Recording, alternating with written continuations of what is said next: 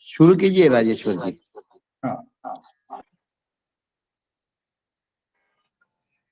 वसुदेवसुतं देवं कंसचाणूरमर्दनं देवकी परमानंदं कृष्णं वंदे जगद्गुरु।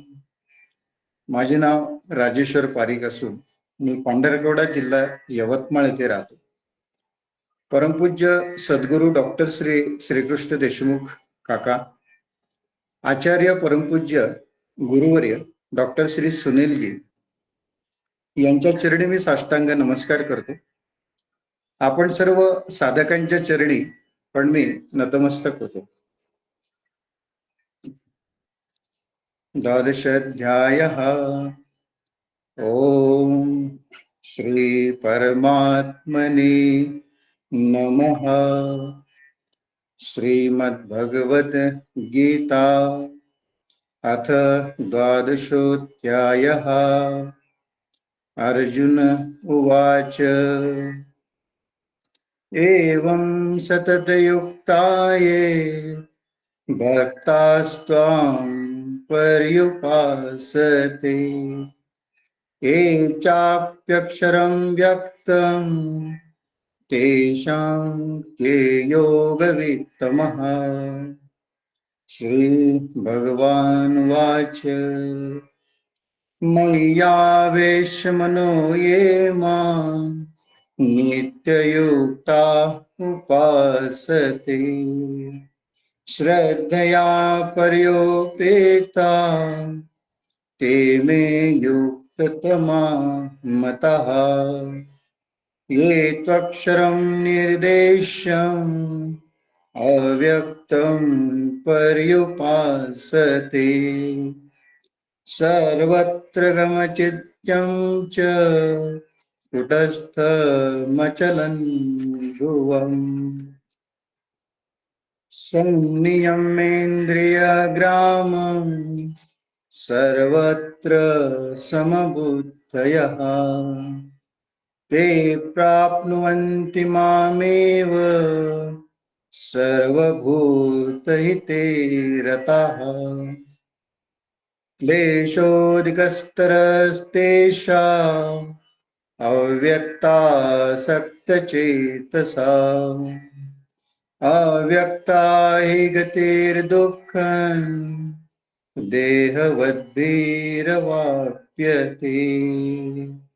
ये तु सर्वाणि कर्माणि मयि सन्न्यस्य मत्परः अनन्येनैव योगेन मां ध्यायन्त उपासते तेषामहं समुद्धर्ता मृत्युसंसारसागरात् भवामि न चिरात् पार्थ मय्यावेशित चेतसाम्. मय्येव मन आधस्त्व मयि बुद्धिं निवेशय निवसिष्यसि मय्येव अत ऊर्ध्वन्न न संशयः. अथ चित्तं समाधातुं न शक्नोषि मयि स्थिरम् अभ्यासयोगेन ततो मामिच्छाप्तुं धनञ्जय. अभ्यासेऽप्यसमर्थोऽसि मत्कर्म परमो भव मदर्थमपि कर्माणि कुर्व सिद्धिमवाप्स्यसि. अथेतदप्य शक्तोऽसि कर्तुं मद्योगमाश्रितः सर्वकर्मफलत्यागं ततः कुरु यतात्मवान्.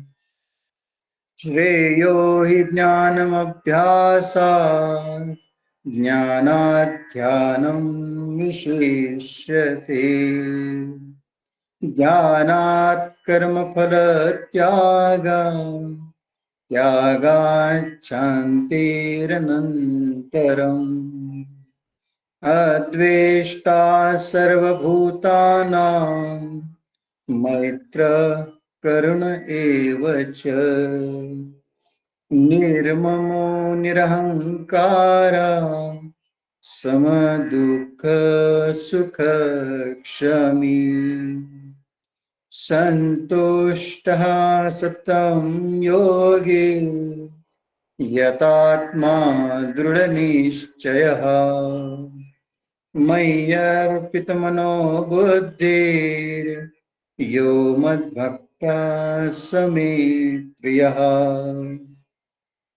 यस्मान्नो द्विजते लोको लोकान्नो युजते च यः हर्षामर्षभयोद्वेगे मुक्तो यशस्मे प्रियः अनपेक्ष शुचिर्दक्ष उदासीनो गतगतः सर्वारंभ परित्यागी यो मद्भक्ता स मे प्रियः यो न हृष्यते न द्वेष्टे न शोचते न काङ्क्षति शुभाशुभ परित्यागी भक्तिमान्य स मे प्रियः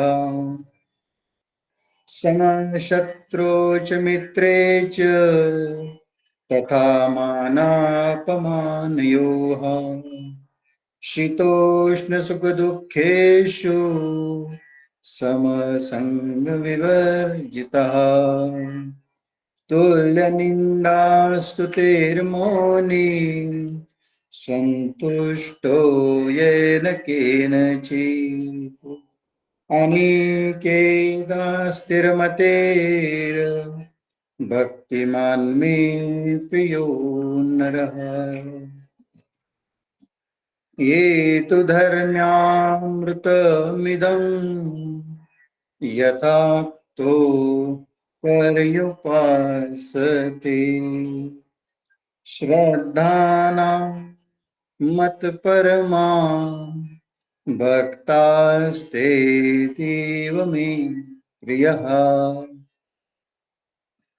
ॐ तत्सदिति श्रीमद्भगवद्गीतासु उपनिषत्सु ब्रह्मविद्यायां योगशास्त्रे श्रीकृष्णार्जुनसंवादे भक्तियोगो नाम द्वादशोऽध्यायः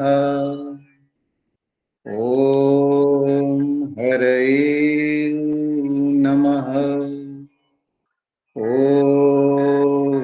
हरये नमः ॐ हरये नमः.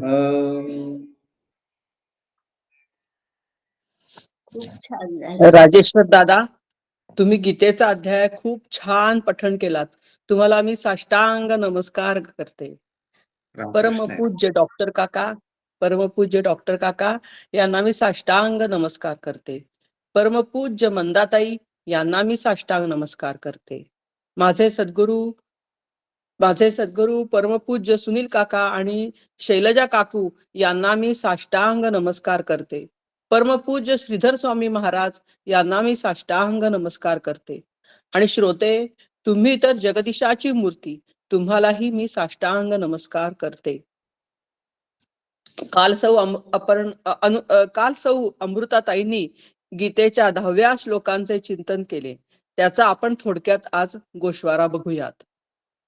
अभ्यासेप्य समर्थोसी मत कर्म परमो भव मदर्थमपि कर्माणि कुर्वन् सिद्धी मवाप्स्यसि. ईश्वरासाठी कर्म करणे. जो साधक अभ्यास योग करण्यात स्वतःला असमर्थ समजतो त्याने परमेश्वराप्रित्यर्थ सर्व कर्मे करावी आणि या योगे त्याला परमसिद्धी प्राप्त होईल. मागील श्लोकात अभ्यास केल्याने असाध्य गोष्टी सुसाध्य होतात असे सांगितले आहे. पण हा अभ्यास नियमितपणे आणि सतत केला पाहिजे. आज थोडा केला आणि 2 महिन्यांनी थोडा केला तर प्रगती होणार नाही. त्यासाठी ज्यांच्याकडून नियमपूर्वक अभ्यास होत नाही त्यांनी काय करायचं मग? तर कोणत्या युक्तीने त्यांनी आपला उद्धार करून घ्यायचा? याचे उत्तर भगवान श्रीकृष्णांनी असे दिले आहे की जर नियमितपणे अभ्यास होणे शक्य नसेल, त्यात काही अडचणी येत असतील, शारीरिक, कौटुंबिक, सामाजिक अथवा इतर विघ्ने येत असतील, तर त्यांनी मग काय करायचं? तर मत कर्म परमो भव, मदर्थ कर्माणी कुर्वन् सिद्धी अवाप्स्यसि. मत प्रित्यर्थ कर्म करणारा हो, माझ्यासाठी कर्म केल्याने तू सिद्धीला प्राप्त होशील. जो साधक मागे सांगितल्याप्रमाणे अभ्यास नियमपूर्वक करू शकत नाही, त्याने आपली सर्व कर्मे परमेश्वराला अर्पण करावीत. मनुष्याकडून कर्म हे व्हायचेच. कर्म केल्या वाचून मनुष्य जिवंतही राहू शकत नाही.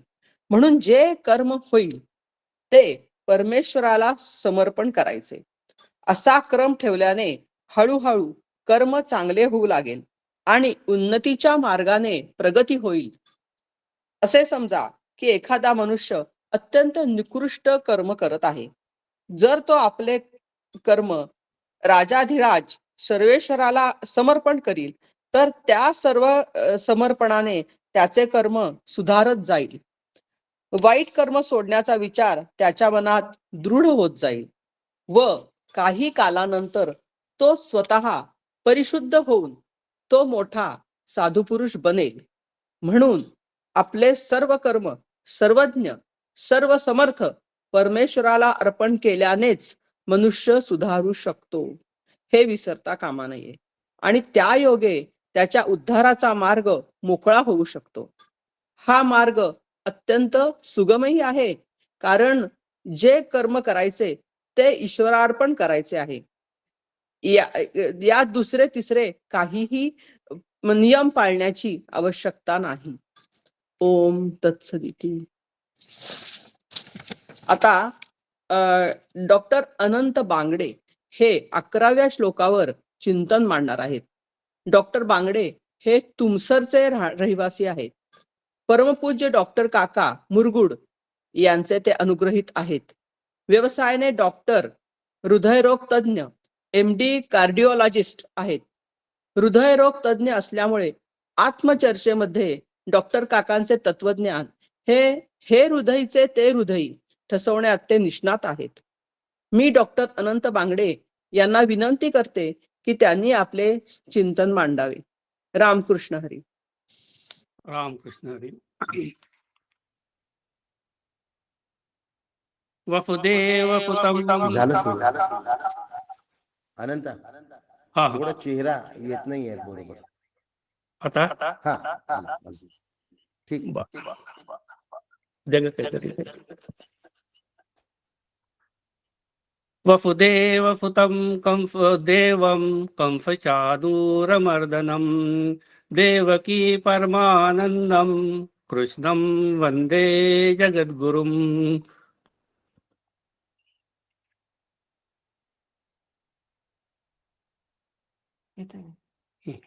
ठीक आहे, समजा.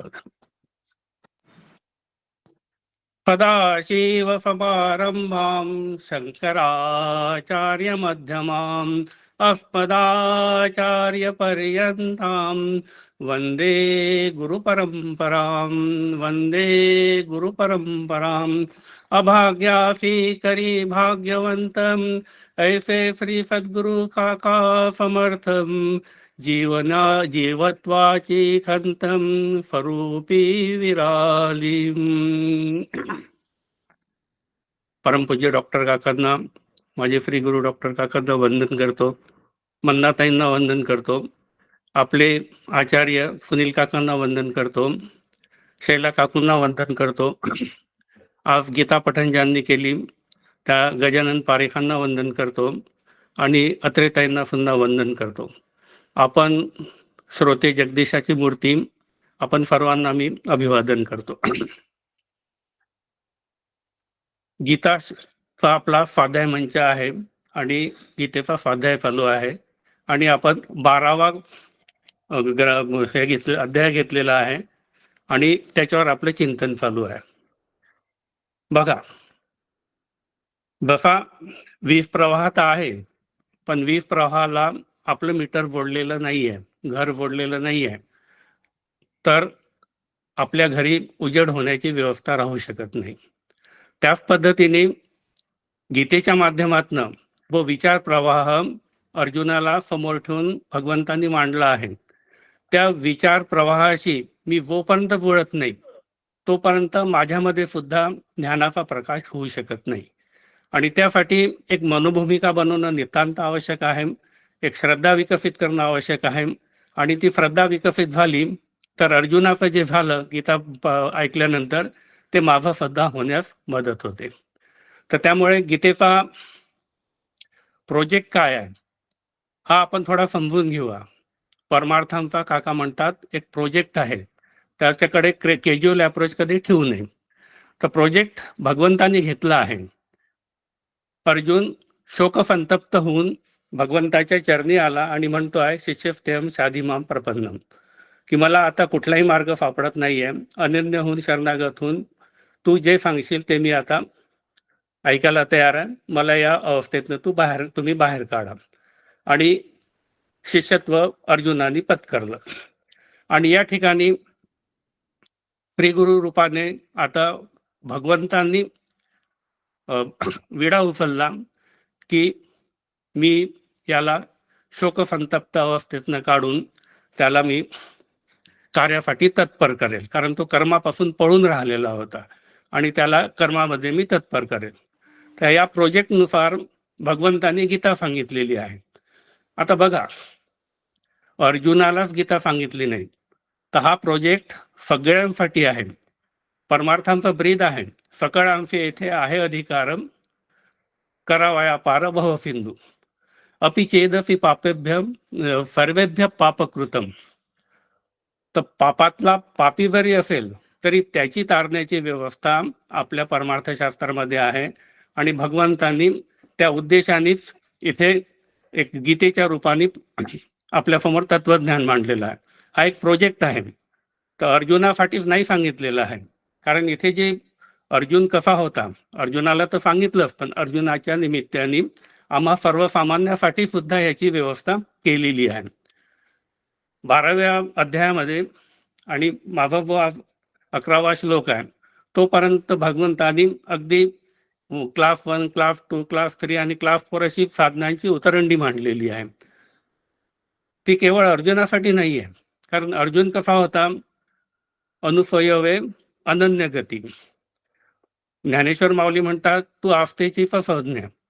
तर इतका अधिकार अर्जुनाचा होता. मग तो कर्म तू मला अर्पण कर, किंवा तू कर्म अर्पण करू शकत नशील तर कर्मफळ अर्पण कर, अशा एक खालच्या टप्प्याच्या ज्या साधना सांगितलेल्या आहेत त्या अर्जुनाला धरून निश्चितच सांगितलेल्या नाही आहे. त्या तुमच्या आमच्या अर्जुनाच्या निमित्ताने तुमच्या आमच्यासारख्या सामान्य जनांसाठी सांगितलेल्या आहे. तर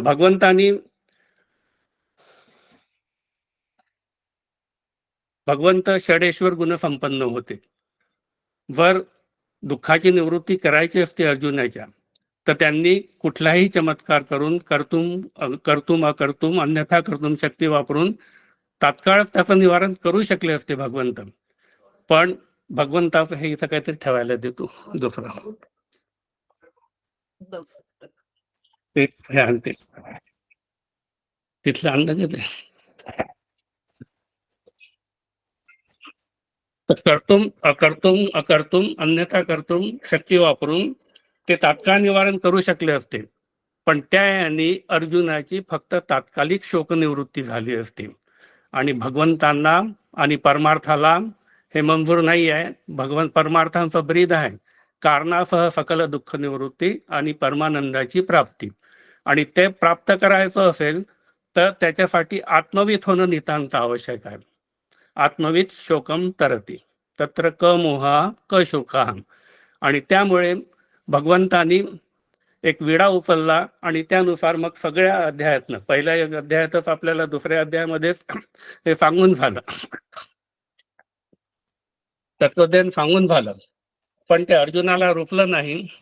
तर अर्जुनाला जोवर पटणार नाही आणि जोवर तो शोक आत्मवीत होणार नाही तोपर्यंत भगवंतांनी 18व्या अध्यायापर्यंत वेगवेगळ्या माध्यमातून, वेगवेगळ्या योगाच्या माध्यमातून ते तत्वज्ञान रुजवलं. आणि ते तत्वज्ञान माझ्यात रुजलं. तर मी सुद्धा अर्जुनासारखा शेवटी म्हणू शकेल, नष्टो मोह स्मृतिर्लब्धाम त्वत्प्रसादान मयाच्युतम स्थितोस्मी गतसंदेह करिष्ये वचनम तव. आता अर्जुन संदेहरहित झालेला आहे आणि तो आता जी कर्म, घोर कर्म जरी असेल तरी तो आता आत्मवीत होऊन कर्म करण्यास आता तयार झालेला आहे. तर या पद्धतीने जर मला या अनुषंगाने बोलता आलं या प्रोजेक्टमध्ये, तर मला तो वीज प्रवाह माझ्यामध्ये प्रवाहित होईल आणि मी सुद्धा अर्जुनासारखा बनेल. चला, माझ्या वाटेला जो श्लोक आलेला आहे त्या श्लोकाकडे वळूया. अथे तदपि अशक्तोऽसि कर्तुमध्योगम आश्रिताहं सर्व कर्म फलत्यागम ततकुरु यथात्ववान. तर हे करण्यास जरी तू साधनं सांगितलंय, ते करण्यास तू अशक्त असशील तर मला आश्रित करून यथात्मवान म्हणून सर्व कर्म फळाचा तू त्याग कर. आता चला बघा, थोडंसं आपण बघूया आपण की या ठिकाणी अध्यायामध्ये वेगवेगळे साधनं सांगणं सुरू झालेलं आहे. सगळ्यात पहिले तर निर्गुण अव्यक्ताचं प्रतिपादन झालं. आणि निर्गुण अव्यक्ताची उपासना सामान्यासाठी कठीण असल्यामुळे, त्यांची देहबुद्धी जास्त असल्यामुळे त्यात क्लेश अधिक आहे. क्लेशोधिकच तरस्तेषा, म्हणून निर्गुण उपासनेचा सोडून आता सर्वसामान्य परवडेल, सर्वसामान्यांना रुचेल अशी सगुण उपासनेची प्रतिष्ठा इथे मांडलेली आहे. त्यात एक एक श्रेणीचे उपाय सुचवलेले आहेत. तर पहिला उपाय सुचवलेला आहे, मय्येव मन आधत्वम मयी बुद्धिम निवेशय. मन आणि बुद्धी तू माझ्या लॉकरमध्ये ठेवून दे आणि खुशाल बिनधास्त विहार कर. बघा किती तार्किक गोष्ट आहे ती, की मन आणि बुद्धी ज्या ठिकाणी असेल त्या ठिकाणी जीव असतो. ती जर संसारामध्ये रमली असेल तर आपण संसारामध्ये असतो, आणि ती जर आत्मतत्वात रमली असेल, भगवंताच्या भक्तीत रमली असेल तर आपण भगवंताच्या नादात असतो. आता हेही करणं शक्य नसेल तर दुसरं साधन सांगितलेलं आहे, माझ्यात चित्त स्थिर करण्याचा अभ्यास कर. थोडाफार का असेना नित्य करता करता तुझं चित्त स्थिर होईल. आता काही साधक असे असतात की त्यांना हेही जमत नाही. मग त्यांनी तिसरी युक्ती सांगितलेली आहे की तुझ्याच्याने हेही जमत नाही ना, तर ते तिसरी युक्ती सांगितलेलं आहे की माझ्यासाठी कर्म करतो. तुला हे शक्य नाही आहे ना अंतरंग साधन करणं, तर माझ्यासाठी कर्म कर. तर माझ्यासाठी कर्म कर, मी ज्यानी प्रसन्न होईल असे कर्म कर. काका म्हणतात रामाला आवडेल, राम प्रसन्न होईल, रामासाठी आणि रामाच्या प्राप्तीसाठी कर. इथे बघा, रामासाठी कर्म करतो, पण साधारणतः आपण ज्या उपासना करतो त्यामध्ये भगवंताच्या प्राप्ती अत्यंत गौण ठरून राहते. मग आपण रमतो कशामध्ये? दुर्गोत्सव आहे तर आपल्या फॅशन परेड आपली चालू होऊन जाते. गणपतीला लाल फुल आवडते, शंकराला पांढरं फुल आवडते, आणि या रुचीमध्येच आपण इतके रंगून जातो आणि भगवंताची प्राप्ती हा विषय आपल्यापासून दूर राहतो. आता हेही कठीण जात असेल, बघा साधनाची उंतरणी कशी येऊन राहिली बघा. तर हेही शक्य होत नसेल तर तू माझा आश्रय घेऊन यथात्मवान होऊन सर्व कर्माचा फळाचा त्याग कर. आता कर्म करणं तुला कठीण जात आहे, आणि त्या परिस्थितीत आता तू याचाही विचार नको करू. तू बाण उचल, तुझ्या इच्छेने तू बाण उचल. ज्या दिशेला धरायचा असेल त्या दिशेला धर, जसा धरायचा असेल तसा धर, ज्या गतीनं धरायचं असेल, फोडायचं असेल फोड. फक्त हे सगळं तुझ्या हातामध्ये आहे, पण तो बाणामुळे काय होणार आहे आणि त्याचे फळ काय मिळणार आहे याचा तू विचार करू नको. कर्माचा तू अधिकारी मा फलेषु कदचन, फळपाने विठू मावली. कर्मी कसे करायची, कुठे करायची हे हे तू ठरव. कोणची कर्म करायची हे तू ठरव, पण त्या फळाचा अधिकाराचा विचार तू करू नको. ते तू मला अर्पण करून दे, भगवंताला अर्पण करून दे. आता बघूया आपण की इथे साधनांची उतरंडी दाखवलेली आहे. एखाद्या वेळेस सामान्य माणसाला असं वाटायला लागतं की भगवंत किती खाली खाली खाली येऊन कर्म सांगत आहे की हे नसेल तर ते कर, ते नसेल तर ते कर, ते नसेल तर ते कर. तर सीताबर्डी मार्केटमधली मला रस्त्यावरच्या मार्केटमधली आठवण झाली. तिथे काही वस्तू घ्यायला गेलो की ते म्हणतात, किंमत विचारतात, तर तो 100 रुपये सांगतो. मग आपण जायला लागलो तर 80 रुपयात घे, मग म्हणतो 60 रुपयात घेऊ, आणि शेवटी जावं लागलं तर 20 रुपयात घेऊन कसं तरी आपल्या हातामध्ये ठेवून देतो. तर भगवंत अगदी गळी पडल्यासारखे आपल्या पाठीमागे लागलेले दिसतात अगदी. पण या ठिकाणी भगवंत आप्त काम आहे, पूर्ण काम आहे, श्री गुरु पूर्ण काम आहेत. तर हे जे घडतं आहे हे केवळ केवळ आपल्या परम कल्याणासाठी घडतं आहे. त्यांनी विडा उचललेला आहे, शिष्यत्व पत्करलेलं आहे, आणि शिष्यत्व माझ्याकडे अनन्य गतीने आलेला आहे. आता तो ज्या परिस्थितीमध्ये असेल, ज्या स्थितीमध्ये असेल, बौद्धिक स्थितीमध्ये असेल, त्या स्थितीतनं मला आत्मरूप त्याला बनवायचं आहे. बघा, ज्या ठिकाणी पडलो राहतो आपण, त्या भूमीचा आधार घेऊनच आपल्याला उठावं लागतं. डॉक्टरकडे ज्या कंडिशनमध्ये पेशंट गेलेला आहे त्याच्या निरामयतेची व्यवस्था तिथूनच आम्हाला करावी लागते.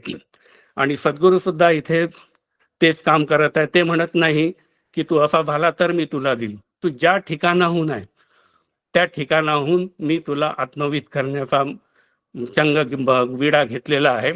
आता तू असं असं करत जाशील तर तू आत्मवीत होत जाशील.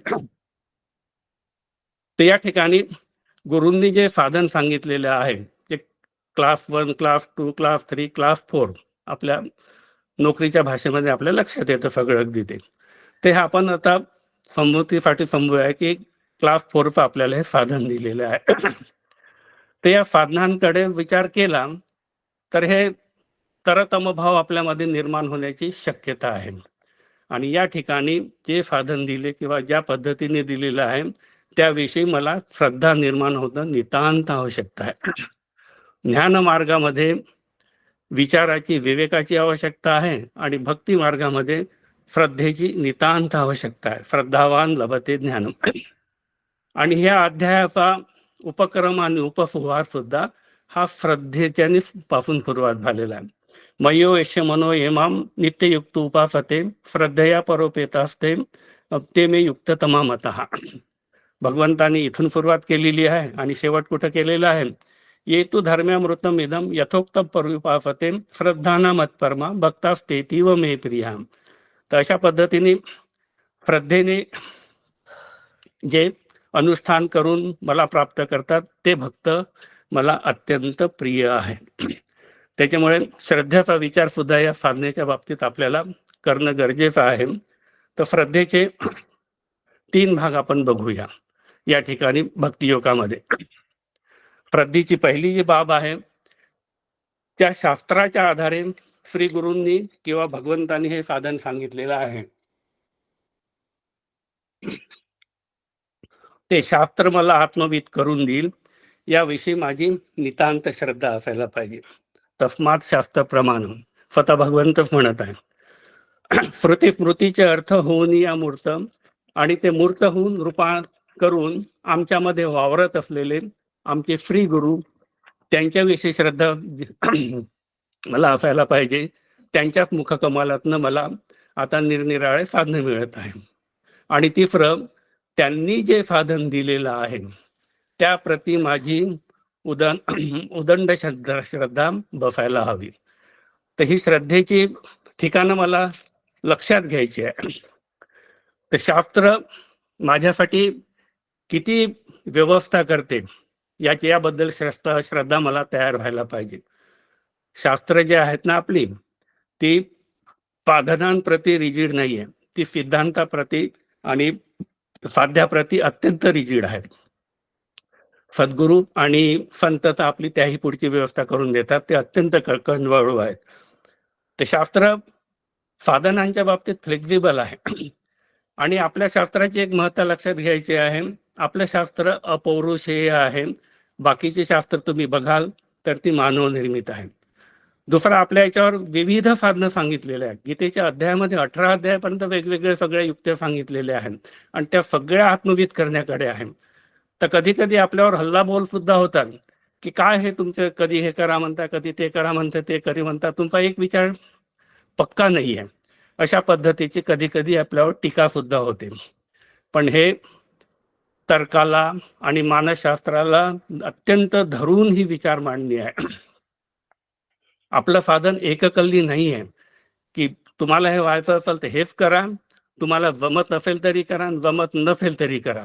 तर त्याच्यामुळे मनुष्य ते साधन करत राहतो, पण त्यात त्याला गती प्राप्त होत नाही. जी गती प्राप्त व्हायला पाहिजे ती गती प्राप्त होत नाही. पण आपल्या शास्त्रामध्ये लवचिकता आहे. त्यामध्ये पिंड बघितला जातो, हा कोणत्या पिंडाचा आहे, ज्ञानाचा पिंड आहे की भक्तीचा पिंड आहे की सेवेचा पण पिंड आहे, सत्वगुणी आहे, रजोगुणी आहे, प्रकृती कोणची आहे, वात प्रकृती आहे, पित्त प्रकृती आहे की कफ प्रकृती आहे. आणि त्यानुसार साधना जे साधन दिलं जातं त्याचं आयोजन केलं जातं. एक साधी तार्किक गोष्ट आहे, आपल्या व्यवहारामध्ये आपण जेव्हा मुलांना शिकवतो तर ॲप्टिट्यूड टेस्ट केल्या जाते की त्याचा कल कुणीकडे आहे. माफा जो आहे, माफोळीला जर जमिनीवरच्या शर्यतीत धावायला लावलं तर ती कधी जिंकणार नाही आहे. आणि खारुताईला पाण्याच्या शर्यतीमध्ये समजा शर्यतीत भाग घ्यायला लावला ती शक्यच होत नाही आहे. तर त्यामुळे न पेलणारं साधन, क्षमतेला न झेपणारं साधन, मानसपिंडाला न झेपणारं साधन भेटलं तर साधन तर करत राहतो, पण त्या साधनेमध्ये जी प्रगती व्हायला पाहिजे ती होत नाही.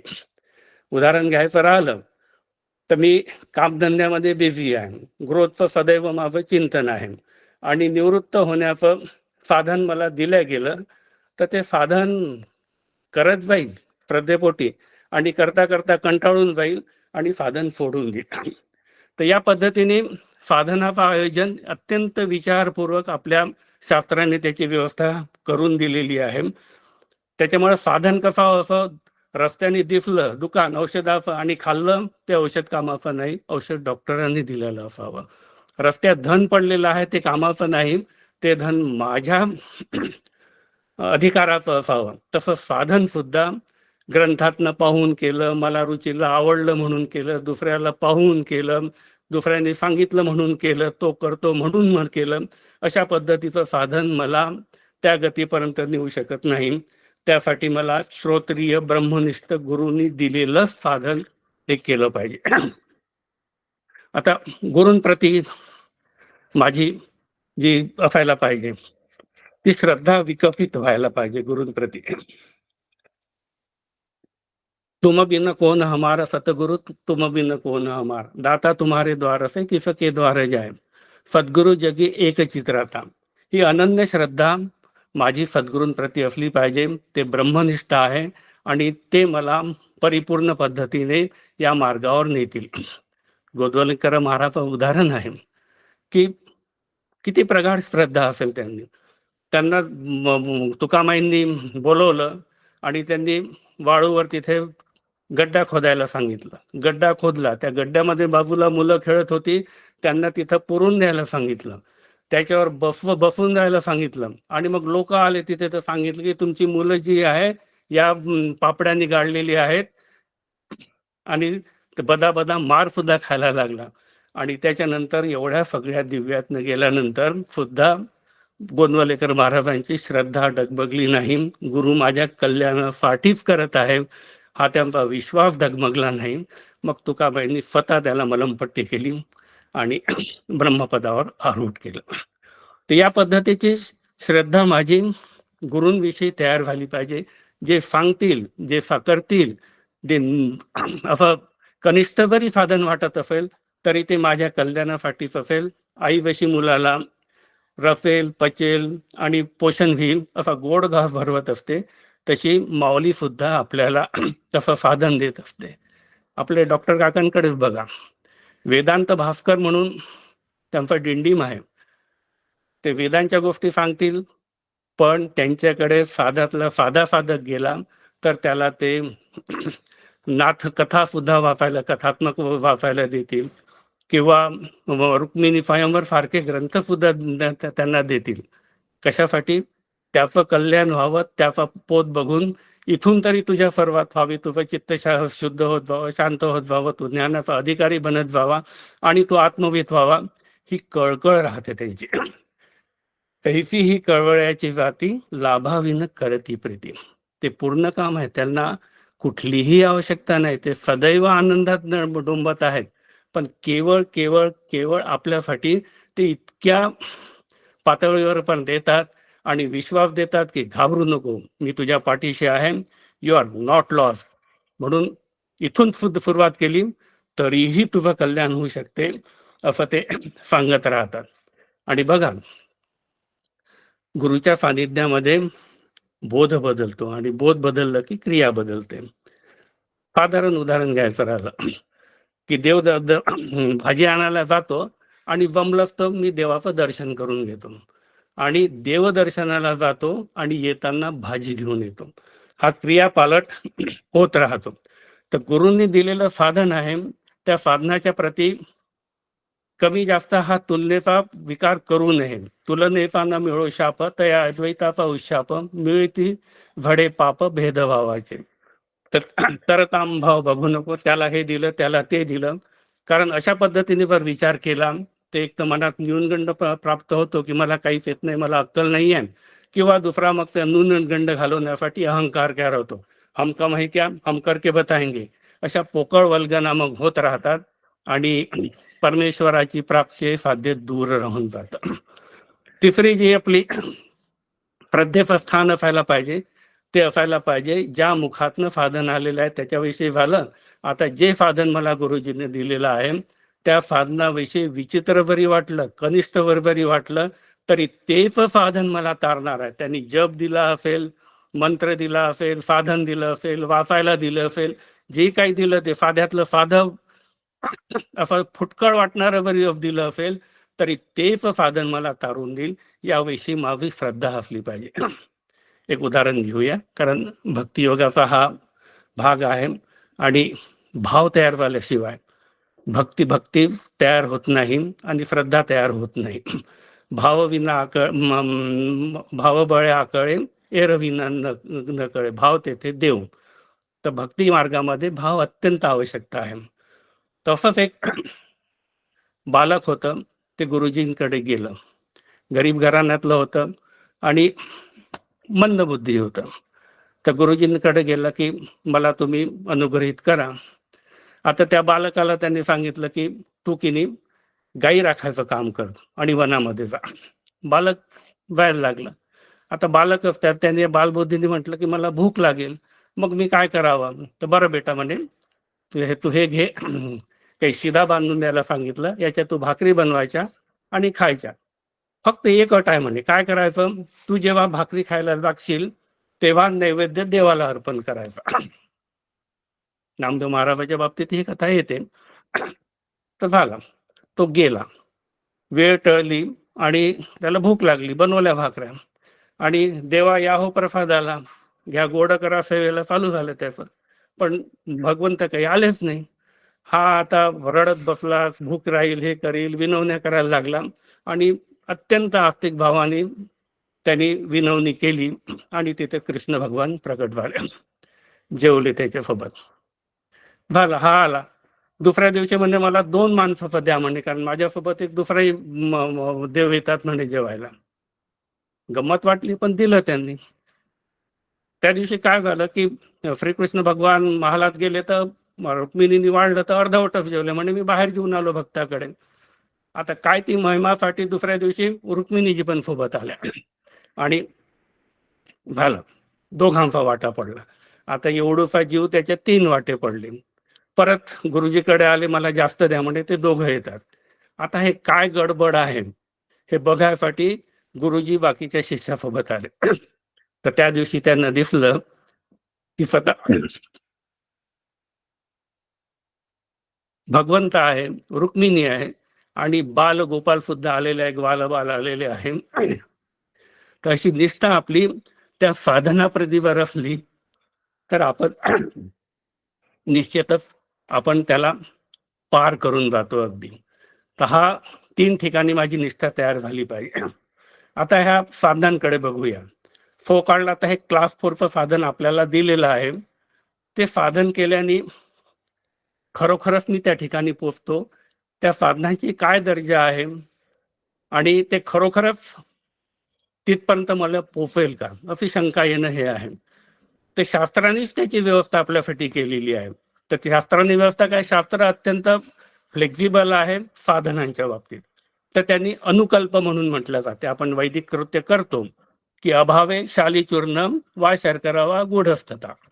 ते एकाची उपलब्ध नसेल तर त्या ठिकाणी उपलब्ध आहे त्या साधनाचा वापर करून पूर्तता करायची. जसं पंचामृत आहे, साखर नाही आहे तर गुळ वापरा. सत्यनारायणाची पूजा आहे, गव्हाचं पीठ नाही तर तांदळाचं पीठ वापरा. आणि आपण नित्य आंघोळ करताना पाहतो की गंगेला जाऊ शकत नसेल तर आपल्या जवळच्याच नदीमध्ये गंगा साजून गंगे नमहा म्हणून गंगे नमहा म्हणून स्नान केलं तरी त्याचं पुण्य आपल्याला लागतं. आणि आंघोळ करताना रोज जे गंगाळातलं पाणी घेतो, गंगेचे, यमुनेचे, गोदावरी, सरस्वती म्हटलं तर मला तीर्थाचं सुद्धा पुण्य लागतं.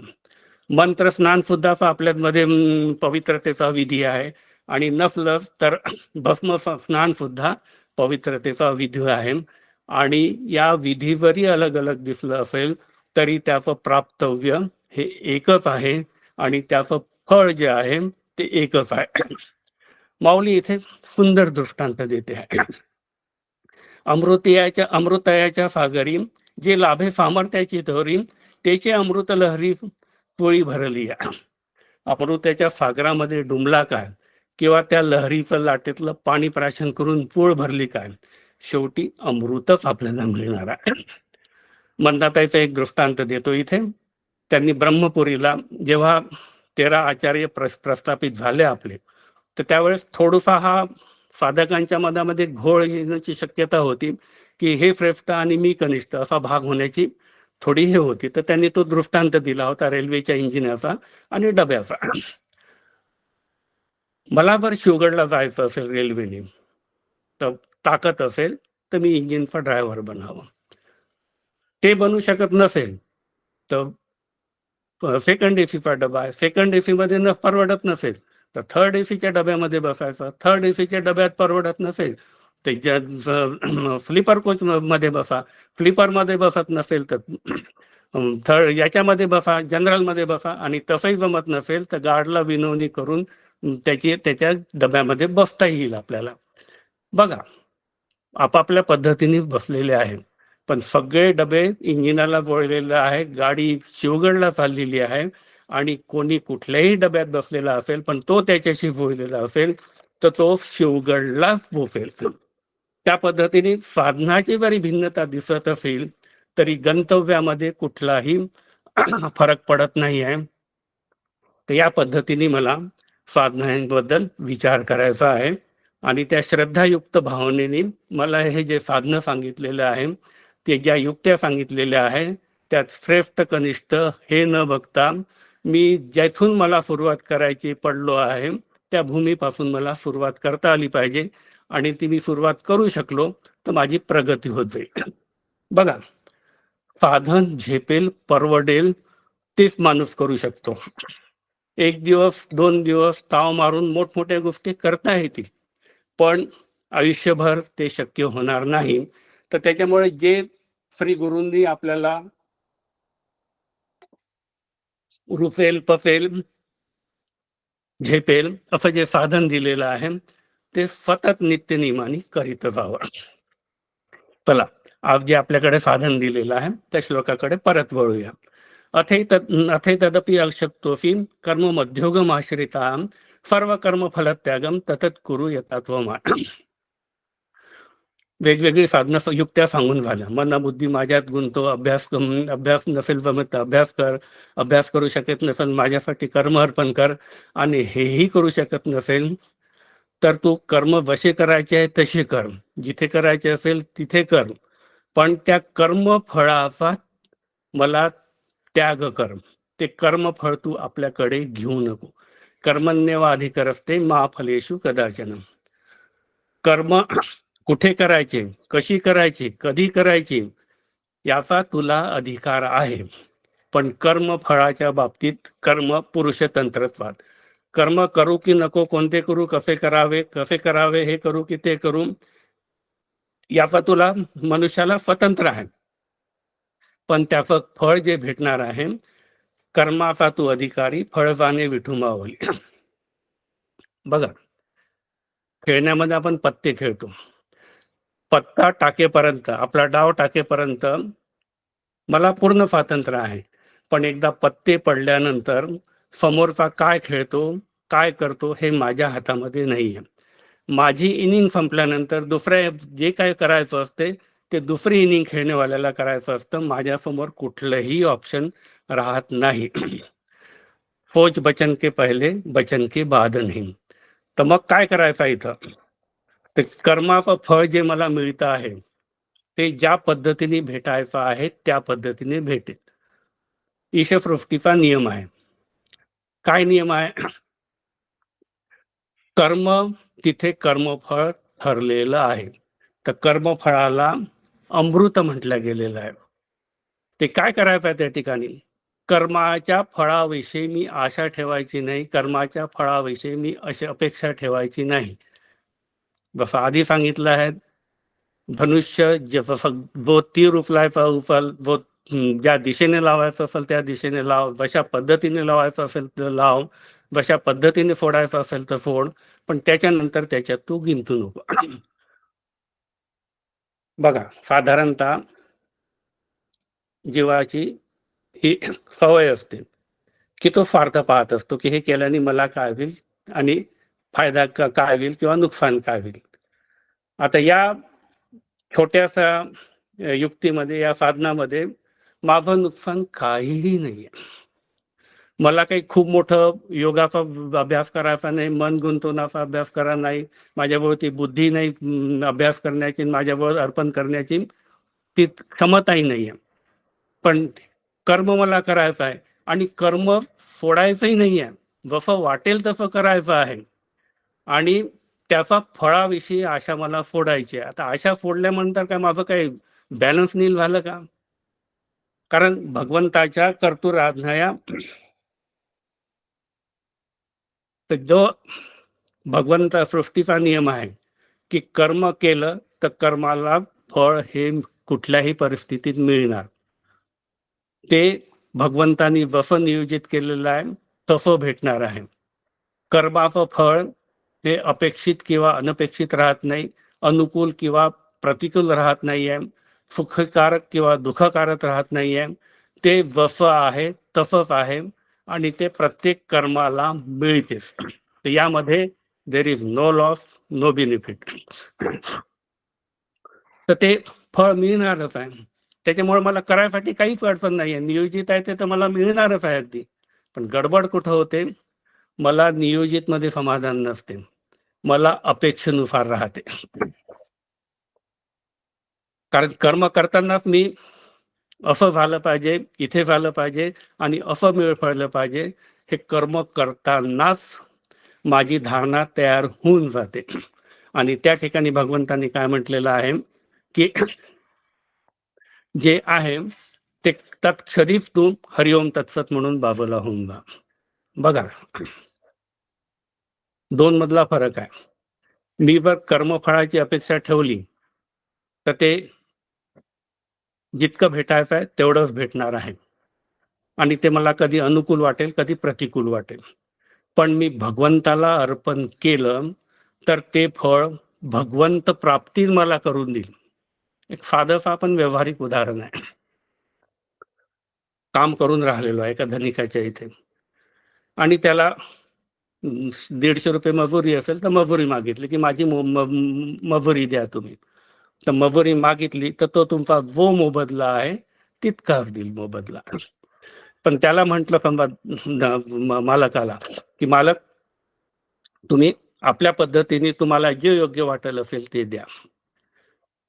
आता मालक त्या योग्यतेचा आहे, त्याला त्याची प्रतिष्ठा आहे आणि आता तो जे देईल तो माझ्या मुलानुसार नाही देईल, तो त्याच्या प्रतिष्ठेनुसार देईल. आणि भगवंताला जर मी कर्म अर्पण केलं तर भगवंत माझ्या कुमतीनुसार नाही देणार, भगवंत त्याच्या कुवतेनुसार देईल. आणि त्या ठिकाणी माझा हा विश्वास असला पाहिजे. कर्मास आपल्या पद्धतीने सतत करत राहिली पाहिजे, फळाची आशा सोडून. मांडूक कारिकेमध्ये आचार्य गौडपाद नी एक छान कथा सांगितलेली आहे. कथा अशी आहे, एक चिमणी असते, ती समुद्राच्या काठी अंडी टाकते आणि समुद्राच्या लहरी समुद्र गिळून घेतो त्या अंड्यांना. आता चिमणीचं मातृप्रेम असते आणि मातृधर्मही असते की माझी अंडी वापस आली पाहिजे. तो तिचा जन्मसिद्ध अधिकार आहे तिचा. तर ती समुद्राला विनवणी करते तर समुद्र काही ऐकत नाही. तर ती उत्साहाने पेटते की मी तुला आटून टाकेल आणि माझी पिल्ले वापस घेऊन जाईल, मी अंडी वापस घेऊन जाईल. म्हणून ती फोचीने चिमणी पाणी काढत राहते आणि बाहेर फेकत राहते. आता त्याचं काय फळ होणार आहे हे आपल्या सगळ्यांना माहित आहे की चिमणीच्या फोचीने समुद्र खरं फाटणार आहे का. तर त्या बघून बाकीच्या चिमण्या तिथे येतात, म्हणतात काय चालू आहे. तर माझी अंडी समुद्राने खाल्लेली आहे, मी वापस मिळवते आणि समुद्राला आटून टाकेल. तिचा तो उत्साह आणि सातत्य पाहून आणि तिचा ती आपल्या कार्याप्रतीची श्रद्धा पाहून बाकी सगळ्या चिमण्या तिथे एकत्र जमा होतात, पूर्ण ज्या चिमण्या आहेत, आणि तिथे सगळ्या जणी फोचीने पाणी घेऊन काढू लागतात. हे गरुडाला दृश्य दिसते. काय झालं म्हणून तो कौतुकाने पाहायला येतो. तर गरुडाला सगळ्या चिमण्या सांगतात, अरे म्हणे तुम्ही आपल्या फोचीने कसा समुद्र आटवणार आहे. पण त्यांचा प्रयत्नरत असताना आणि आपल्या अधिकारासाठी फळाची आशा सोडून लढत असताना ते बघतात आणि गरुडालाही करू देतात आणि ते सगळे गरुड येऊन त्या समुद्राला फाकून टाकतात. आणि समुद्र शेवटी म्हणतो की जा, तुझी अंडी मी तुला वापस करतो, आणि ती अंडी वापस करतो अगदी. तर असं कर्मफळाची आशा टाकून मला कार्यरत राहता आलं पाहिजे. आणि असं भगवत अर्पण समजून कर्मफळ केलं तर भगवंत स्वतःची प्राप्ती करून देतो. आणि हे तर्कसंगत आहे बरं. त्याचा आपण कसं तो प्राप्ती करून देतो हेही बघूया आपण. बघा, मी शोकनिवृत्त होण्यासाठी आणि आनंदावर आरूढ होण्यासाठी, अखंड प्रसन्नता प्राप्त करण्यासाठी परमार्थाचा उद्देश आहे. आणि भगवंतही या ठिकाणी अर्जुनाला शोक रहित करण्यासाठी हा सगळा प्रोजेक्ट किंवा उपक्रम चालू आहे. थोडासा विचार करूया की मला माझ्या दुःखाचं कारण, शोकाचं कारण, त्रासाचं कारण, कष्टाचं कारण जे काही आहे ते आहे कामना आणि अपेक्षा, फलाशा. तर काय होतं की मला अपेक्षा राहते आणि त्या फळाविषयी माझी प्रतिक्रिया. असं फळ मिळालं तर, अनुकूल फल मिळालं तर मी सुखकर होतो आणि हाय हुल्ला करून मी नाचायला लागतो. आणि परीक्षेतच घ्या की लॉटरी लागली तर एकदम नाचायला लागतो आणि उद्धम वाजायला लागतो. आणि लॉटरी समजा नाही लागली तर काय माझे पैसे वाया गेले, एवढं गेलं म्हणून रडायला लागतो. तर ह्या दोन प्रतिक्रियामध्ये, क्रिया प्रतिक्रियांच्या खेळामध्ये माझं जीवन चालत राहते. आणि जर मी फळं अशा सोडली तर ह्या प्रतिक्रिया थांबून जातात.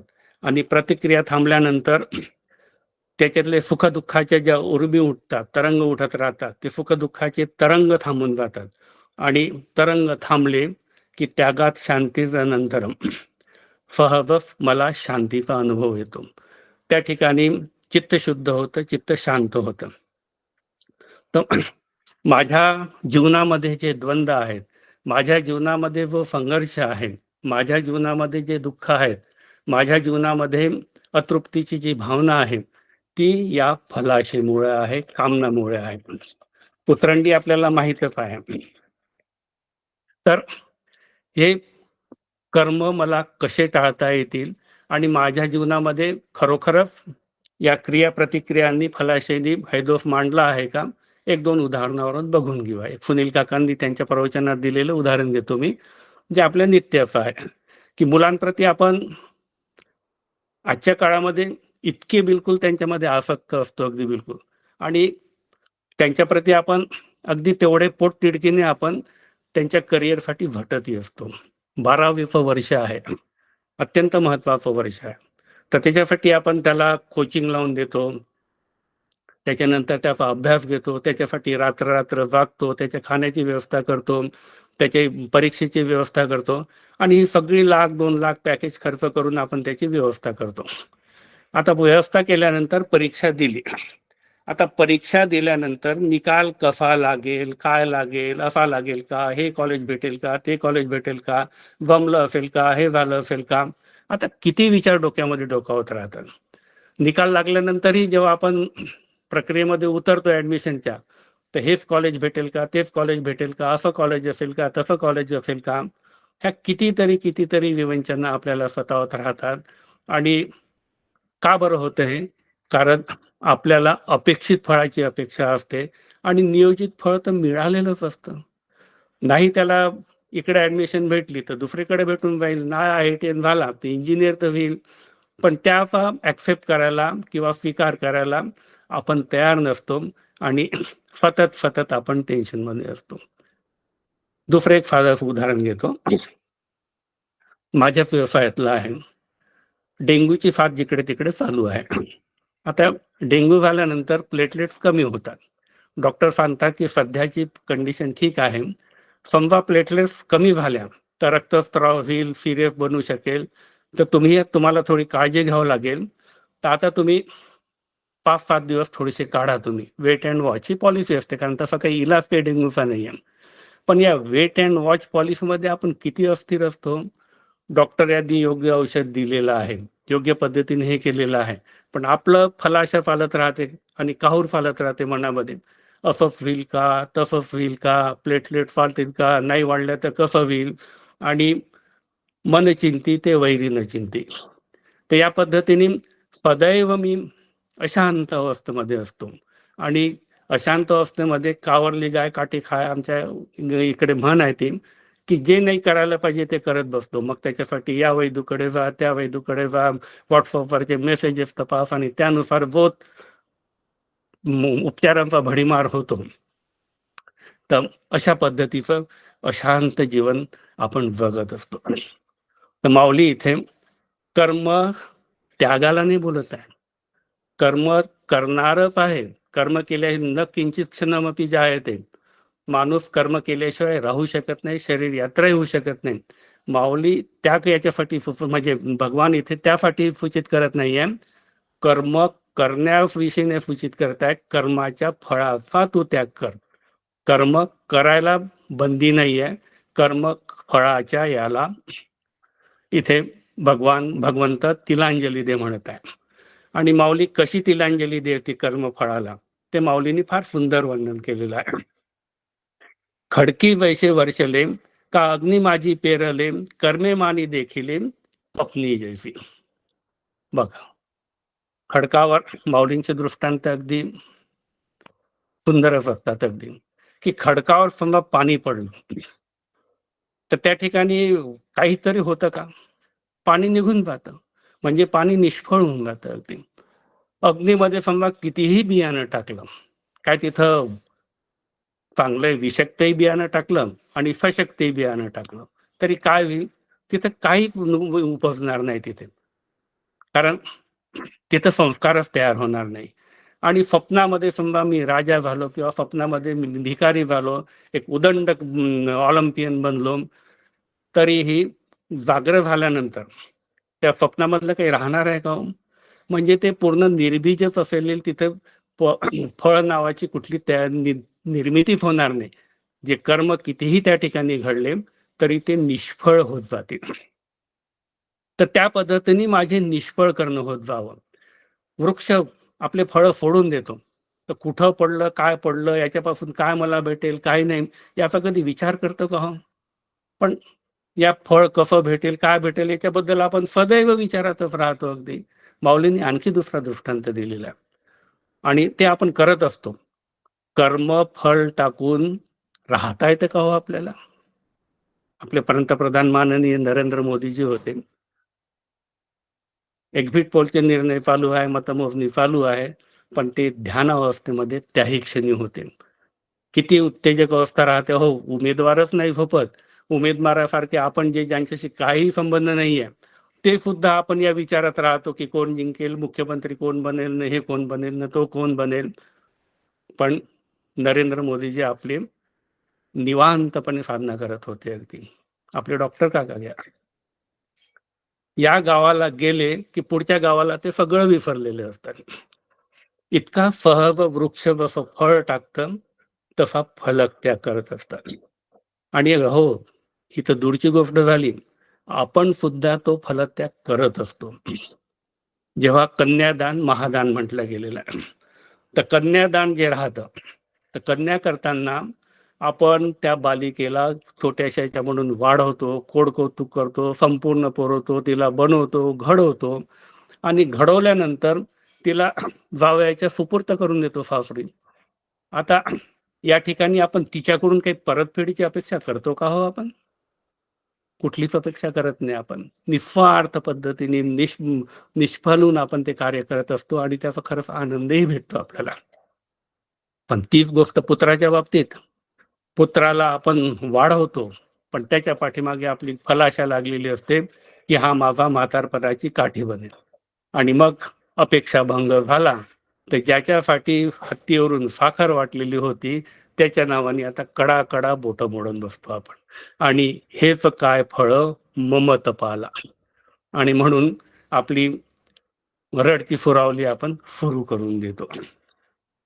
बघा, हा कर्मत्याग आपल्याला साधला ना की तिथल्या तिथे आपल्याला शांतीची अनुभूती यायला लागते.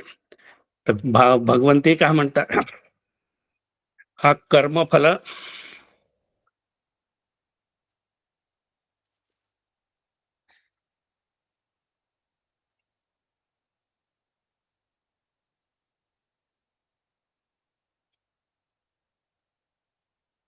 या कर्मफळाला त्यांनी धुरेफा योग धुरेफा असं म्हटलेलं आहे. असा कर्मफळ योग परियोग्या माझी योग धुरेफा हा. बघा, भगवंतांनी वाहवाही केलेली आहे. हे चतुर्थ दर्जाचं साधन नाही. हे जर साधन तुम्ही व्यवस्थित केली तर त्या ठिकाणी याची अनुभूती, शांतीची अनुभवली आपल्याला तात्काळ येण्याची व्यवस्था आहे. तर काका सुद्धा फार छान सांगतात त्याच्यामध्ये की कर्मफळाचं हे टाकायचं असेल तर कसं करायचं. कर्माच्या सुरुवातीला भगवंताचं स्मरण कर आणि भोगाच्या वेळेस, कर्मफळाच्या वेळेस तिथे कर्म तुला जसं करायचं असेल तसं कर. पण जेव्हा भोगाची वेळ येईल, फळाशाची वेळ येईल, त्यामध्ये तू भगवंताला आणून बसू. सहजार्पण योग म्हणूया आपण त्याला, कर्मफलत्याग योग म्हणूया, कारण योग म्हटलं की त्याला प्रतिष्ठा प्राप्त होते. आणि मी आणि माझ्या भोगामध्ये विठ्ठलाला आणून बसू. पहा, अडचणीचं साधन आहे काका म्हणतात. अगदी पार्टीला निघालेलो आहो मी आणि आता त्या पार्टीला मला तिथे आनंद मजा घ्यायची आहे, मस्ती करायची आहे, तिथे भगवंत आणून बसवला पार्टीमध्ये, तर मी पार्टीमध्ये राहूनही पार्टीमध्ये उच्छृंखल बनणार नाही, तिथले दोष मला सापडणार नाहीये. तसा राम म्हणे भोगी त्यागी कर्मना लिंपे तया अंगी. अशा अवस्थेमध्ये मला राहता येतं आणि हे कर्मफलांनी मला शक्य होतं, कर्मफलाच्या त्यागाने मला शक्य होतं. बघा, आणखी थोडासा विचार करूया आपण.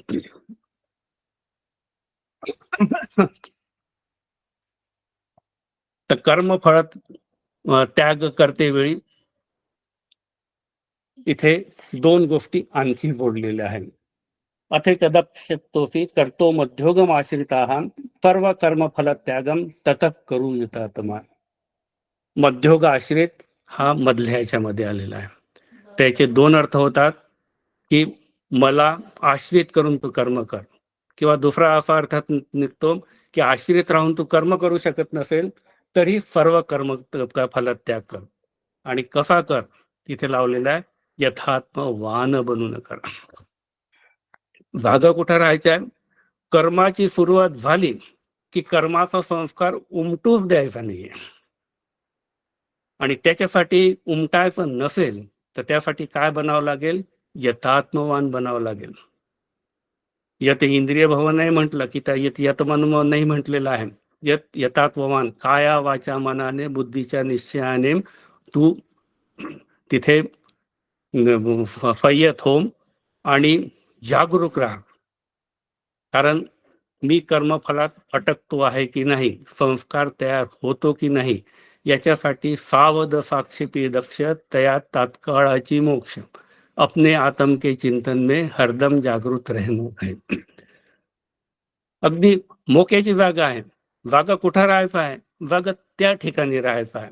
आणि तिथं जागा व्हायचं असेल तर माझ्या मन इंद्रिय बुद्धीवर यथात्मवान बनून नियंत्रण असेल तरच मी जागा राहू शकेल. सोपी आहे का हो साधना?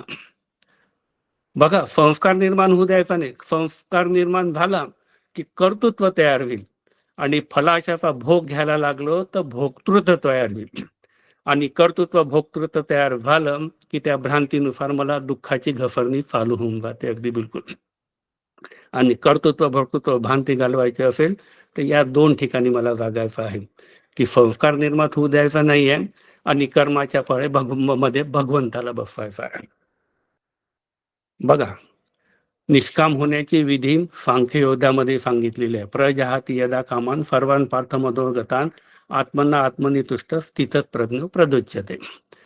आणि या कर्मफळाच्या त्यागामध्ये चतुर्थ श्रेणीचं साधन ज्याला आपण म्हणून राहिलं आहे त्याच्यामध्येही सांगितलेलं आहे की कर्तृत्व गेलं की हळूहळू अहंकार कमी होत जातो आणि अहंकार भोक्तृत्व गेलं की भोगायची इच्छा कमी होऊन जाते. कामना कमी झाल्या, अहंकार कमी झाला आणि आता निसंगत्व मला यायला लागलं, निकामता मला यायला लागली. आता या पद्धतीने सांख्याच्या पद्धतीने आलेली निकामता आणि या पद्धतीने आलेली निकामता ही दोन्हीही एकाच दर्जाची आहे. दोन्ही मला आत्मरूपतेकडे घेऊन जाणार आहे. तर दर्जा निश्चितच कुठल्याही पद्धतीने कमी होत नाही. तर बघा, काय करायचं आहे? संस्कारच मला, फलाशेचा संस्कार मला तिथे उमटू द्यायचा नाहीये. आपण किती कॅज्युअल असतो विचार नाही करत याचा आपण, की परमार्थ करतो करतो असं म्हणतो आणि आपण कधीच सावध दक्ष नसतो. सुनील काकांनी एक उदाहरण दिलं होतं, मी दुसरं उदाहरण देतो त्या बाबतीतलं. आपल्या लग्नामध्ये आजकाल एक फॅड निघालेला आहे, मांसाहार करत नाही ना तुम्ही, तर त्याच्यामध्ये काय करतात ते की म्हणतात हे व्हेजिटेबल आम्ही अंड बनवलेलं आहे आणि ते व्हेजिटेबल अंड्याचा त्याचा पनीरचा आकार देऊन, अंड्याचा आकार देऊन आणि त्या पद्धतीने ती भाजी आपल्याला देतात. जागरूक नाही आपण अगदी बिलकुल. अगदी अरे, यातनं आपण काय पुरवतो आहे? माझे जे खाद्य वस्तू खाण्याचे जे संस्कार आहेत ते वासनास्फूर्ती त्याच्यामधनं होते आहे. आणि काय होईल, आज ते निश्चितपणे मी व्हेजिटेबलच आहार घेऊन राहिलेलो आहे, पण तो माझ्यावरचा संस्कार रुजत जाईल आणि रुजत जाता जाता तो मला कधी प्रत्यक्षात ते भक्षण करायला लागेल हे सांगता येत नाही. कारण त्याच्यातनं संग तयार होतो. फल त्याग जो आहे तो दोन पद्धतीचा होतो. एक वस्तूच त्याग होतो, एक संग त्याग होतो आहे. त्या संघाचा सुद्धा त्याग मला करायचा आहे, कारण ती अतरंडी आहे. संघात जे आहे ते कामात, क्रोधात बीज आहे ते क्रोधात, ती बुद्धिनाशात प्रणश्यतीपर्यंत पूर्ण उतरंडी आहे. ते इतकं जागरूक मला हे साधन करताना राहता आलं पाहिजे. चला थोडंफार आणखी दुसरीकडे वळूया आपण. तर मध्योग आश्रित म्हटलेलं आहे की तेही समजून घेऊया की ही सगळी जी व्यवस्था आहे ही मुमुक्षूसाठी आहे. जो मुमुक्षू नाही त्याचं कधीही कल्याण होऊ शकत नाही. म्हणूनच म्हटलेलं आहे दुर्लभम त्रयमवतद देवानुग्रह हेतुकम मनुष्यत्व मुमुक्षत्व महापुरुष संश्रया. ते निष्काम कर्मफल निस्वार्थ कर्माची साधना समाज सुधारक करतात की ईश जनसेवा ही पैसे सेवा, रुग्णसेवा ही पैसे सेवा, पशुसेवा ही पैसे सेवा या नावाखाली ते निष्काम कर्म करत राहतात, पण त्यांना मोक्ष प्राप्त होऊ शकत नाही, कारण त्यांची मोक्षाची इच्छाच नाही आहे. तर त्याच्यासाठी इतकी कर्म करायचे आहे ती मध्योग आश्रित राहून करायची आहे. तर मुमुक्षत्व असेल तरच हा प्रोजेक्ट तयार होईल. आता हे सगळं आपण बघितलं. आता त्यानंतरही काही काही गोष्टी असतात. कधी कधी असं असतं की या कर्मफळ मला भेटेल त्याची खटखट नको म्हणून कर्माचाच त्याग करायचा. पेशंट येतात मग आमच्याकडे, कॅटरॅक्टचं ऑपरेशन आहे, बाबा मी आंधळा होईल का, हे होईल का, ते होईल का, नसं होईल का. त्यांना समजून सांगावं लागते तू केलं नाही तर आंधळा होणार आहे, करशील तर तुला 50% आंधळ होण्याची पॉसिबिलिटी आहे, 50% दुरुस्त होण्याची तर पॉसिबिलिटी आहे. असं पळवाट सुद्धा सांगितलेले नाही. कर्म करायचं आहे, कर्मफळाचा त्याग करायचा आहे. आता त्याग दोन पद्धतीने होतो आणखी बघा. एक भगवंताच्या इच्छेने कर्म करण्याने होत आहे अगदी. तर भगवंताला स्मरण करून त्याला त्याग करता येतो. आणि कर्म करताना शुभ किंवा अशुभ काहीतरी घडतच जाते. युधिष्ठिर सारखा सत्यवादी होता तरीही त्याला दोष लागलेच. मग त्यासाठी काय करायचं आहे? एक तर पहिले त्याला अर्पण करायचं. असे 22 प्रज्ञा अपराध सांगितलेले आहे कर्म करताना, साधना उपासना करताना, आणि 10 नाम अपराध सांगितलेला आहे. मग काय करायचं? ते शुभ कर्म भगवंताला अर्पण करून द्यायचे. दान करायचं, नेकी कर बदी मिळाल, नाव सूची लागली पाहिजे याचा हट्टास धरायचा नाही. आणि समजा करताना अशुभ कर्म काही ना काही अपराध घडतातच, तर त्यासाठी सुद्धा विधी दिलेला आहे. आवाहनम न जानामी, न जानामी विसर्जनम, पूजाम चैव न जानामी, क्षम्यताम परमेश्वर. परमेश्वराला निवेदन करायचं की माझ्या काही ज्या चुका झाल्या असतील त्या चुका तू मला माफ कर, त्याची क्षमा कर.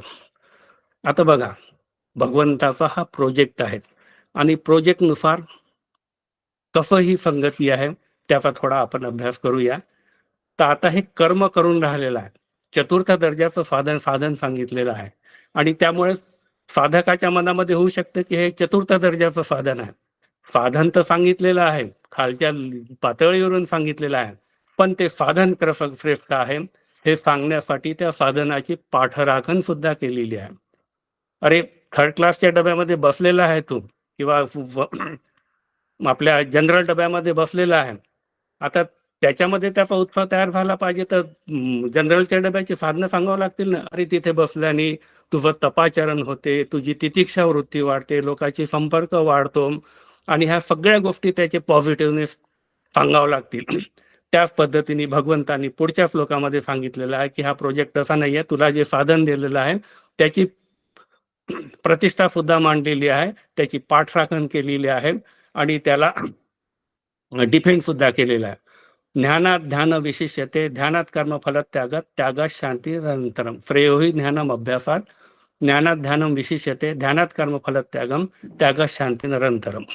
तर त्याच्यानंतर काय म्हटलंय? ज्ञानापेक्षा ध्यान विशिष्ट आहे, ध्यानापेक्षा कर्मफल त्याग विशिष्ट आहे, आणि सर्वात वरच्या लेवलला कर्मफल त्याग सांगितलेला आहे. हा जरी अर्थवाद असला तरीही ते सत्यशुद्ध आहे, कारण अशी अवस्था तयार झाली ती त्या क्षणी आपल्याला शांतीचा लाभ होतो. आता बघा, या अर्थवादामध्ये लटकून जायचं नाही.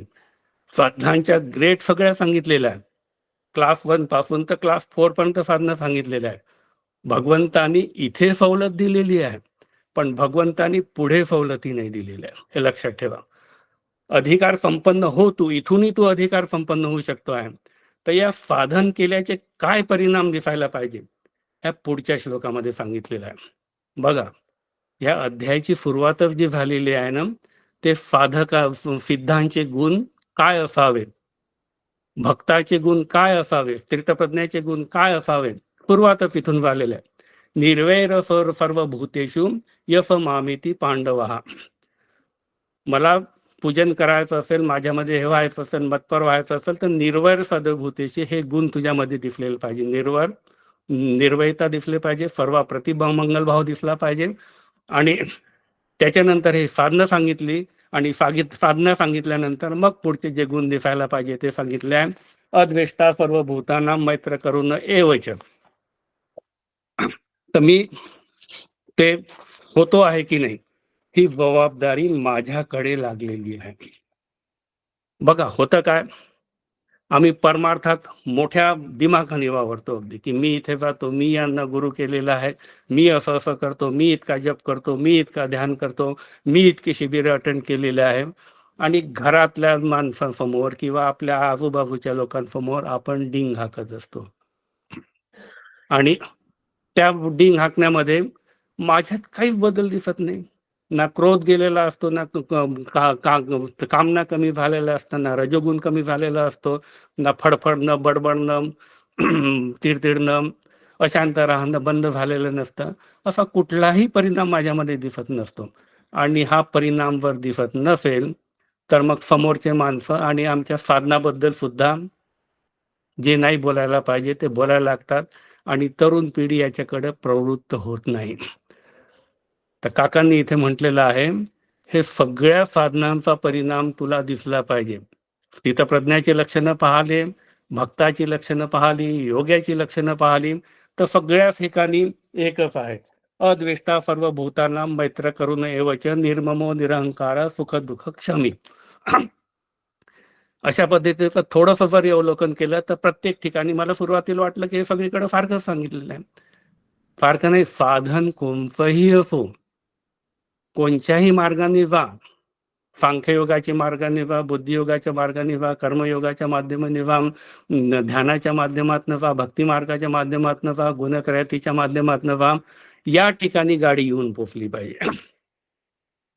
सुनील काका नेहमी उदाहरण देतात, पांडुरंगाचं चरण दर्शन घ्यायचं असेल तर रस्ते अलग असतील पण सगळ्यांना एकाच गाभाऱ्यातनं जावं लागतं. आणि तो गाभारा आहे, हे परिणाम माझ्यात दिसले पाहिजे, तितिक्षा वृत्ती माझी दिसली पाहिजे, सुख दुःख समीकृत्वाची दृष्टी माझ्यावर दिसली पाहिजे, मित्र शत्रूमधला भेद माझ्यातला नष्ट झाला पाहिजे, अद्वेष्टा सर्व भूतानां सर्व भृती प्रति माझी ती आस्था दिसली पाहिजे. आणि असं घडत असेल तर मी काका म्हणतात 99% गोष्टी ह्या साधकालाच करायच्या आहेत. 99% गोष्टी, सगळ्या गोष्टी साधकाला करायच्या आहेत. मग भगवंत काय करतो? तर भगवंत फक्त 1% आहे. शून्याला काही किंमत राहत नाही, एका आकड्याला किंमत राहते. ते 1% काम मी करतो आणि ते काम कोणतं आहे? हे सगळं करून दिल्यानंतर मी तुला आत्मरूप बनवण्याची हमी देतो, ही भगवंताने लिहिलेली आहे. पहा, व्यावहारिक पात्रता कितीही प्राप्त केली, व्यवहारामध्ये उत्तम डिग्री मिळवली आणि नोकरीसाठी गेलो तर तिथे जात, धर्म, प्रांत, शिफारस, कितीतरी गोष्टी आडव्या येतात आणि तुमची पात्रता असूनही ते तुम्हाला मिळेल याची हमी नाही. पण भगवंत इथे हमी देत आहे की ते तू असं करशील तर तुला हे भेटेलच. आणि ददामी बुद्धियोगम, काही कमी जास्त असेल तर मी त्याची पूर्तता करील, ही हमी भगवंत इथे देत आहे. आणि ही हमीसाठी केवळ भगवंताचं पूजन आहे, हमीसाठी श्री गुरूंचं पूजन आहे. बाकी सगळं साधकाला करायचं आहे. तुझ्यावरही भार म्हटल्याने होणार नाही आहे. हे सगळं केल्यानंतर ते 1% शून्याच्या पाठीमागे आकड्याची मांडणी हे सद्गुरू करणार आहे, हे भगवंत करणार आहे. तर या भावनेने जर मी या प्रोजेक्टमध्ये सामील झालो तर मी सुद्धा अर्जुनाचे पाती येऊन बसतो आहे. अगदी माझं सुद्धा नष्टमोह स्मृतिर्लब्धाम तत्प्रसाद मयाच्युतम ही निस्संदेह बनण्याची माझी सुद्धा प्रक्रिया होत जाईल. तर त्याच्यामुळे ग्रेड्स न बघता आपण सगळे साध राहू. ज्या रस्त्याने जायचं असेल, जे मला झेपेल, जे गुरूंनी दिलेलं असेल ते साधनामध्ये रत राहून मी हे आपण प्राप्त करूया. आणि आज ही जी सेवा मला इथे प्राप्त झालेली आहे त्यात काही त्रुटी असेल तर ती मी त्याची क्षमा मागतो. झालेली सेवा भगवंतांना अर्पण करतो, सेवेचं फळही भगवंतांना अर्पण करतो. हरिओम तत्सत. श्री सद्गुरुदेवा अर्पणमस्तु. नमस्कार आनंद काका. नमस्कार आनंद काका. नमस्कार. रामकृष्ण हरी. रामकृष्ण हरी. रामकृष्ण हरी. जाणता म्हटलेला आहे आणि रामकृष्ण जे हरी. जाणता म्हटलेला आहे ती आज त्यांनी जी जाण निर्माण केली, रामकृष्ण हरी. त्यांनी जी आज आपण जाण निर्माण केली, ती जाण ही निर्माण केली की धर्मपुत्रांना कला क्षेत्र अंतःकरण